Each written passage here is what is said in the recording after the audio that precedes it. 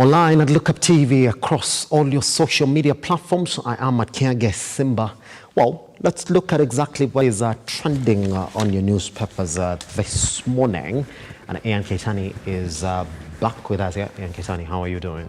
I'm doing very, very good, Simba. Like I said, today it looks like a very chilly morning right here at the capital. Oh yeah, by the way, isn't it? It sort of rained.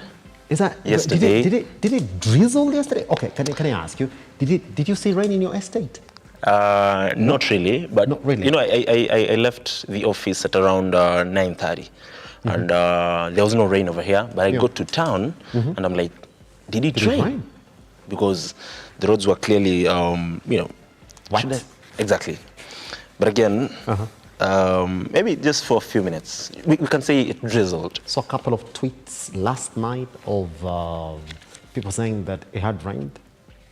Yeah, actually, okay, maybe in Nairobi, there's just some drizzles, but in other counties, in other parts of the country, places like Kisii, Kericho, Bomet, it's raining, Simba, and it's really, really nice You and to I hear come that from it's raining. come from those sides, don't we?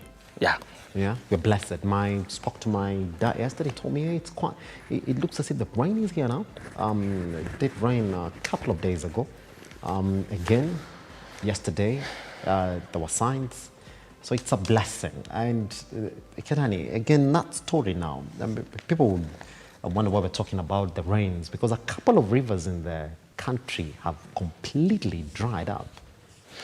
Definitely, and in fact, that particular story is one of the stories on the front page of the Daily Nation today. We can jump today being exactly the 27th of January, just a day away from jumping too much.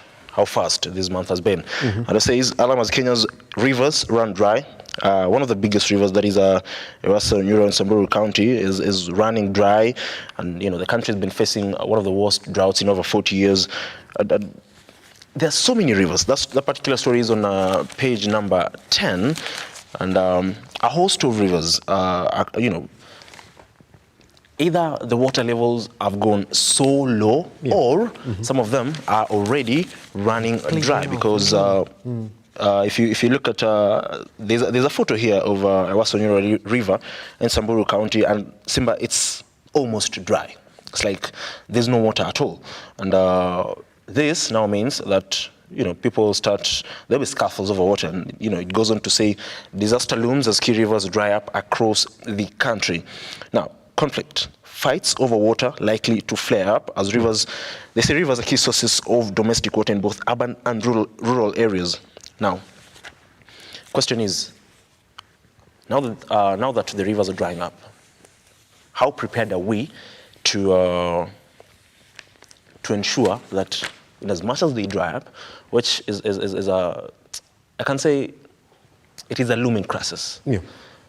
What strategies do you have as a country to ensure that people can still get access to water?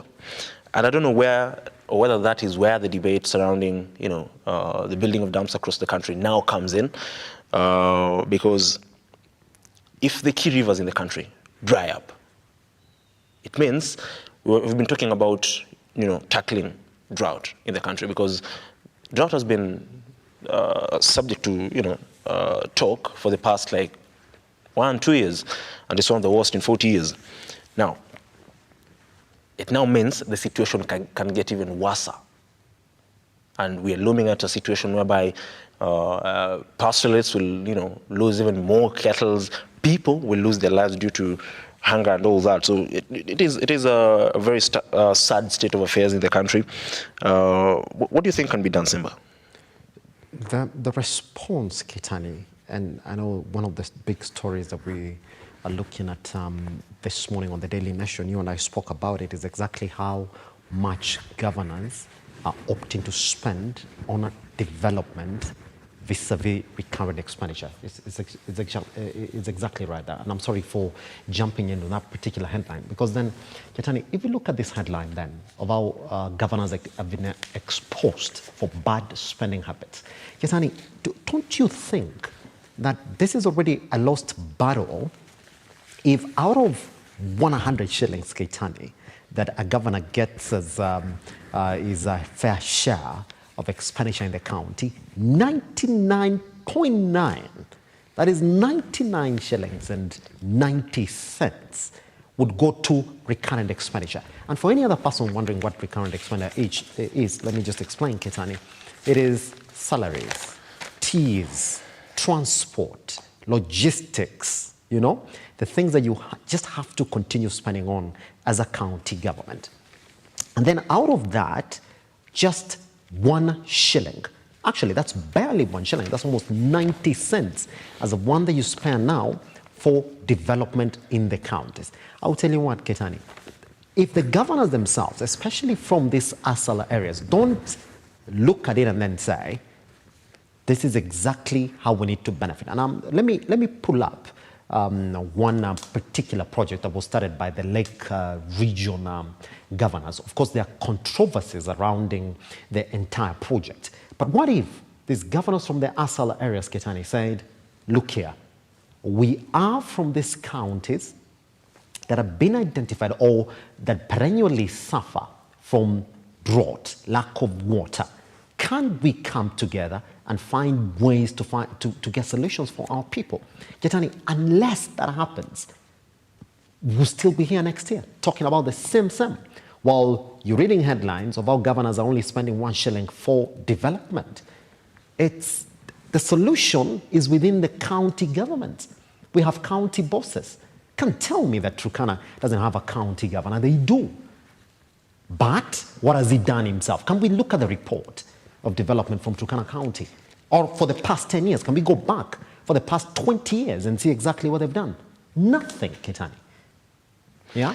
And we're here saying, whoa, what's going to be the solution? The solution is within this county. They're getting paid. They're getting this money. They've been fighting to get a fair share of national governmental funds. So why can't we have a solution? Almost 60 years down the line, Keitany, yeah, after independence. And, you know, talking about the recurrent expenditures, it was, you know, spoken about Simba Kiage, you know, under his watch, or because he's the chief executive officer of the county government, spent a whopping 3.9 billion on, you know, recurrent expenditures, and of course only 39 million on development in the county. The biggest spenders on matters that is recurrent expenditure is the Nairobi County government, because they've spent 11.3 billion on recurrent expenditure and 952 million on you know, development. And this, of course, is in breach of the Public Finance Management Act of 2012, which says you shouldn't spend more than 70% of your allocation to recurrent expenditure. And you know, it goes ahead, of course, to say that a minimum of 30% of its budget should be allocated to matters development. So, of course, this is something that it puts all the 47 governors on the spot, because over here on the page 7 of the Daily Nation, there's a list of all the county governors, from you know, those who spent most of it on you know, matters recurrent expenditure, and of course to the lowest. And the highest, of course, is Kisii County, like you said, and the lowest is Samburu, who spent 1.7 billion on matters recurrent expenditure, and of course 558 million on development in the county. And of course, like you've said, it you know, sorts of puts the governors on the spot in regards to development in their particular counties and what are their priorities. But away from that, as well, on the front page is that Raila Odinga says, this is what the story says: Raila to West, don't meddle in our affairs. That particular story is on page number 4. And Raila Odinga yesterday, while addressing a rally in Trans Nzoia County, said or alleged that President William Ruto has allegedly made calls to the Western countries to sanction him over his failure to acknowledge him as the head of state, and of course the continued demonstrations in the country. Yes. And Raila Odinga has rubbished that, saying that he's not interested in traveling outside the country. His main aim is ensuring that justice in regards to matters elections is, of course, you know, found. And he keeps on and insists that the servers must be opened. The servers that the IBC must open its servers to ensure that everybody knows what really happened, because he says he's sure that he won the election, only that, you know, his votes were stolen and his victory was taken away from him. So that is of course, like you said, we've been talking about it for weeks now. The nationwide rallies will continue to spark more controversy.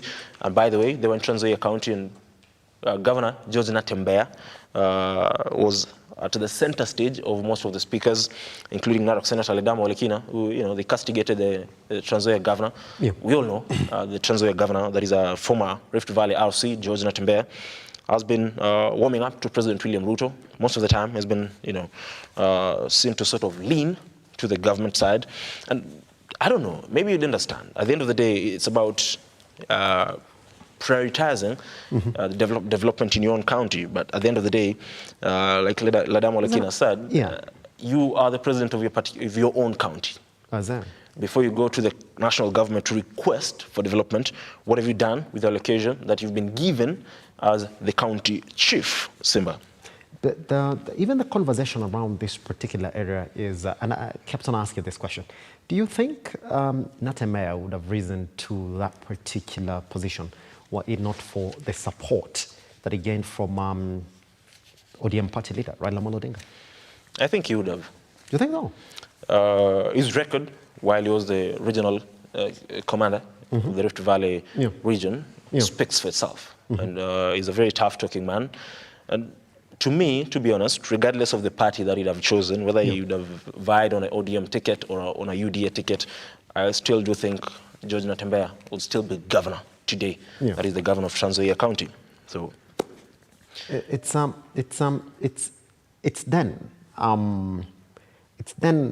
then where the controversy begins from, Keitany, because then if you arose to that position on the auspices of your support from your party, then the party agenda, even as you are a governor, should also be part of your purity as a party member of ODM. And that's exactly what I'm saying. If you cannot support the party and their movement right now in the country, you leave. And that's what you will see the likes of Senator Olekina talking about. The same thing was given to the likes of Langata Member Parliament, who's that? Felix Ediworo. Yes, they were told, see, if you cannot support us or you cannot really move with us in every step we're taking to castigate this government, then you better leave the party and seek your offices on different platforms, which essentially would mean them going back to the election, Keitany. But I honestly, Simba, I really beg to differ, because at the end of the day, whether you want to pay allegiance to the stand of your political party, it shouldn't supersede the priorities of your own, should I say, constituents or the residents of your own county, because at the end of the day, you'll be put to task by your voters, those who voted you into office, whether it is a party, whether you belong to the party that is in government or not. At the end of the day, they will not care about the party. They will care about what have you brought to the table? What have you done for them? What is that tangible thing that you can say, I did this, maybe, as you seek re-election in 2027. But I believe, I fail to understand, and I know you maybe disagree with me on this, I fail to understand why it is a big deal when a politician or a leader from the opposition goes to meet or is warming up to the national government. And they've come out clearly to say they are going to discuss matters of development. And they still place their allegiance to their political parties. So I don't really understand all the fuss around that, Simba. But before I let you jump in, there's a story on the back page, and then it says, schools struggle as 9 billion shillings meant for junior secondary school is yet to be released. Simba. It's another conversation that Keitany, we've spoken about this over and over again. There seems to be glaring hitches in the implementation of this CBC curriculum. It looks as if even after spending money on a commission that gave us guidelines and suggestions on exactly what Kenyans wanted around it, it looks as if we didn't listen. Again, Keitany, how many headlines are we going to read around CBC on how the government is messing it up or how something is not happening around the education system? This government is quite confident about pushing to the education sector in the country. What's really going on around this? I beg to, and I'd say this. It's up to the Minister or the Cabinet Secretary for Education, that is Ezekiel Machogu, to address these issues. We've seen him, attending different conferences, opening or accompanying the ICT Secretary, that is Eli Dewalo, to various events across the country, initiating ICT equipments or rooms in various institutions in the country, latest being the Eldoret National Polytechnic on Friday, I believe. But again, we need to address the issue of junior secondary school first, because now the education sector is marred with a lot of issues. One is you can hear here that you can see they're yet to disburse the money, 9 billion for junior secondary schools. There's the issue of placement of first-year students, those who did their KCSE last year. They had to be placed. There's the issue of HELB, and whether the government should, get is it the pass mark to join first year, get it higher, because the number of students are supposed to join campus. Now, we know the pass mark is C+ and above. But again, the numbers are so high, 173,000 students. The government was debating, and the ministry at large, on whether they should increase the entry grade or increase the fees. If you look at the education sector in the country right now, if you list some of the issues that need to be addressed, there are more than 5. And this is a very crucial docket in the country. So it's up to the Ministry of Education, led by one Ezekiel Machogu, to really come up with a plan to ensure that all these issues are addressed, not only addressed, but as soon as possible. Simba. Very much. Let's look at exactly what we have on the Standard this morning. And trying to look for something that's a bit different this morning. There's a mistake they've made here, Keitany. I don't know whether they saw this. That's what they're saying on the kicker about the Simpson story for Raila Odinga. I think opposition leader says ban from traveling to the US will come between him and the fight to lower. I think they meant will not, isn't it? Yeah, I think so. Yeah, and then they meant will not. Because they say categorically that even if you ban me from traveling, this will not really come in between my fight between the fight to lower cost of living. That's exactly it should have been. But now, the other bigger story here, Keitany, is this particular headline here. And I don't know whether they can look at it together again. It is the 1 trillion tax debt at the heart of KRA purge. On Friday, when you're not here, Keitany, I kept on laughing at tweets about, use the official statement for KRA board when they said that General Keitany the Commissioner KRA had resigned to focus on other projects, yeah? They didn't say that he had been fired. I mean, they didn't say. We all know. He did not resign. We know he was shut the door. Yeah, you gotta be very careful, though, speaking as a journalist, because as a journalist, Keitany, how were we supposed to report that story? Because I went on my Twitter platform, then I said, General Keitany has been fired. Guess what? There was a lot of comments about how this is not factual. What was the statement that came from the KRA board? The KRA board said he resigned by himself. Of course, that is the statement from KRA. Yeah. But I also want to take you back to when it was said that the former DCI boss resigned. But later on, the head of state said... He said it himself. We fired him. He said he fired him. Was that an error that he made? Yes, definitely. Maybe. Yeah, it was an error. I said, oh, we know you fired him, but don't say you fired him. Then a couple of weeks later, you said, wow, fired him. But, it goes back again, because the president last year, somewhere late last year, he said there was an issue with KRA. Yeah. And he specifically told, and he said he spoke to General Mburu that he needs to sort out the mess and put his house into order. Yeah. And he specifically said, if he doesn't, then he himself as the president, as the head of state, will fix the mess. Now, that is for you to decide whether Mburu did, indeed resign or there's something else. Got fired, isn't it? Yes. I'll tell you that, man. Well, I'd want to pick your mind, Simba. Yeah. What do you think of, the lady who's been appointed to, be the boss, the Commissioner General, on temporary basis.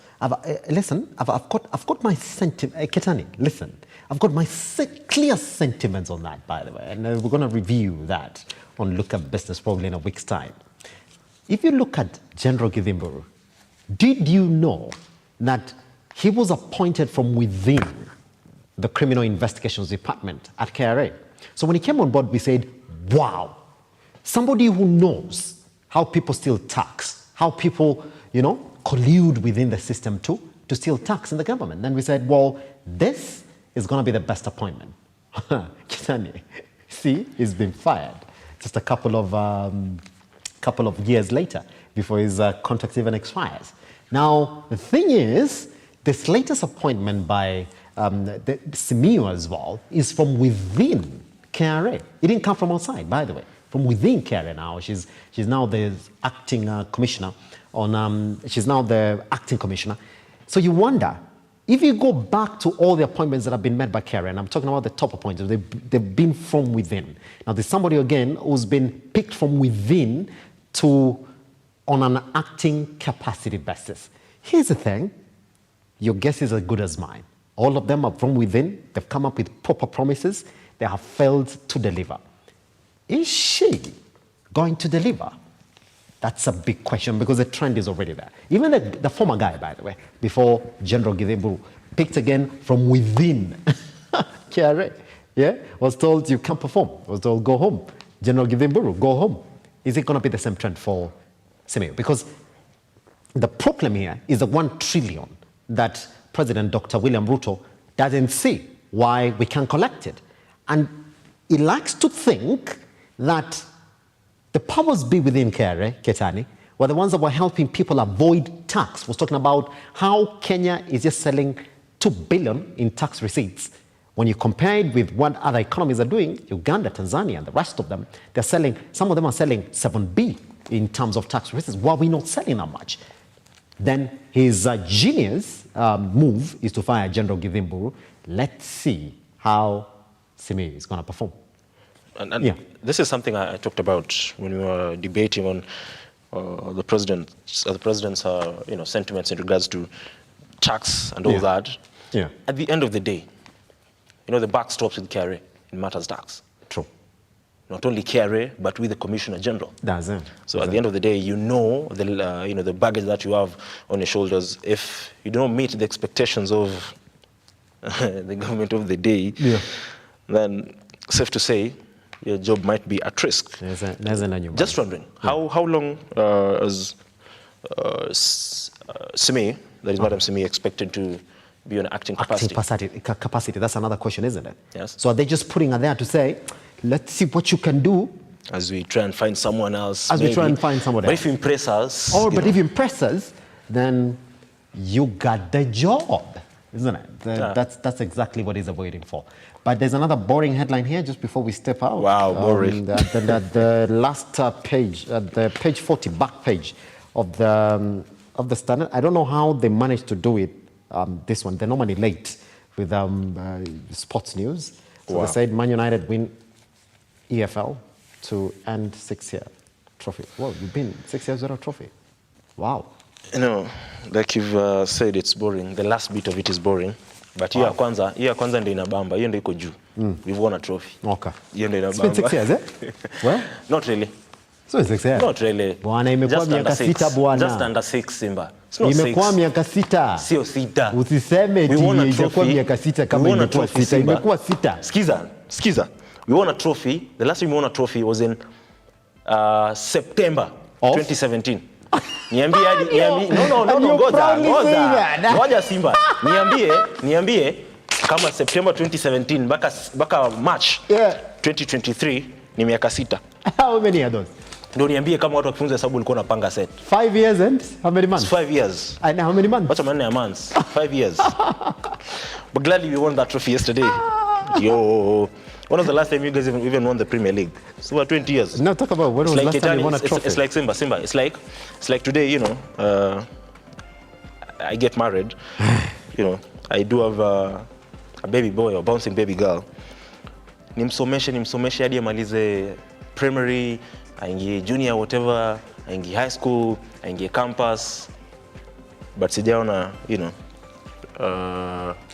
nitonga report for me nini. You know, it doesn't make any sense. 20 years is not a Premier League title, and you've been competing 20 years.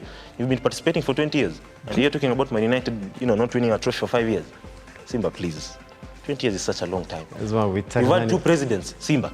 Take a tiny break right here, or the morning break. Once we come back, let's talk about current affairs. Top on that, state appointments. Now, we do have the office of the Prime, the First Lady of, I don't even know what to call it, Musalia's wife as an office. Let me just put it like that. Once we come back, let's talk about it.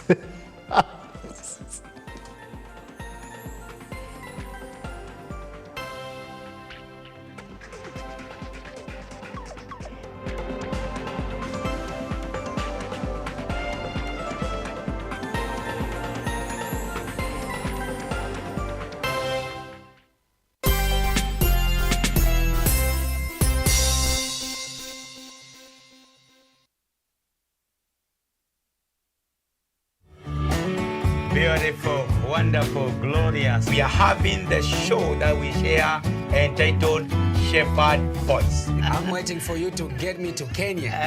That's what I'm waiting for you. God